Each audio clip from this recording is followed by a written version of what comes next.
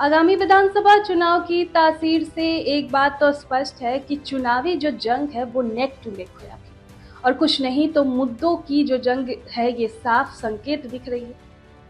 तो ये रहा है कि तेजस्वी यादव मुद्दे उठाते जा रहे हैं और एनडीए के रणनीतिकार पलटवार करते जा रहे हैं। तेजस्वी यादव अपने प्लान सीए यानी काउंटर अटैक यानी पलटवार में सफल हो रहे हैं। तेजस्वी यादव मुद्दे को हवा देते हैं, उनको जवाब देने में एनडीए के बड़े से बड़े नेता कूद पड़ते हैं। यहाँ तक कि तेजस्वी यादव की बातों का जवाब केंद्रीय मंत्री तक को देना पड़ता है। यही तेजस्वी की सफलता बताई जा रही है।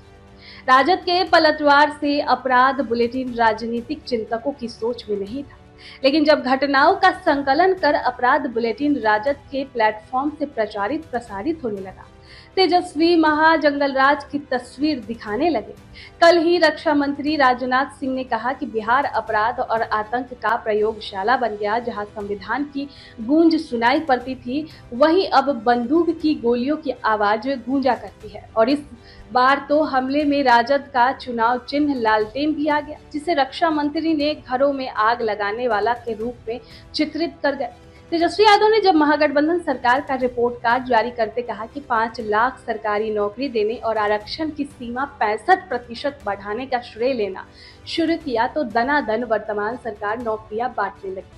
बिहार में राष्ट्रीय जनतांत्रिक गठबंधन की सरकार 12 लाख सरकारी नौकरी देने के संकल्प को पूरा करने का काम बहुत तेजी से कर रही है। पुलिस महकमे में 19,838 पद पर सिपाही की बहाली की घोषणा के बाद अब एक और विभाग में बम्पर वैकेंसी निकाली है। नेता प्रतिपक्ष तेजस्वी यादव ने पलायन के मुद्दों पर हमला करते हुए कहा कि प्रति वर्ष लगभग 3 करोड़ लोग नौकरियां और रोजगार के लिए बिहार से पलायन करते हैं। ये आंकड़ा केंद्र सरकार के श्रम मंत्रालय के साइट पर भी मौजूद है। 3 करोड़ का मतलब बिहार की कुल आबादी का 20% लोग पलायन करते हैं, लेकिन जानकार बताते हैं कि लगभग 5 करोड़ होगा। ऐसा इसलिए कि बहुत सारे लोग ई श्रम पोर्टल या वैध संस्थानों से निबंधन नहीं कराते पर रोजगार हेतु बिहार से बाहर निकल जाते हैं। तेजस्वी यादव के अब इस आरोप को केंद्रीय राज्य मंत्री नित्यानंद राय खारिज करते हैं। वो कहते हैं कि तेजस्वी यादव सफेद झूठ बोलते हैं।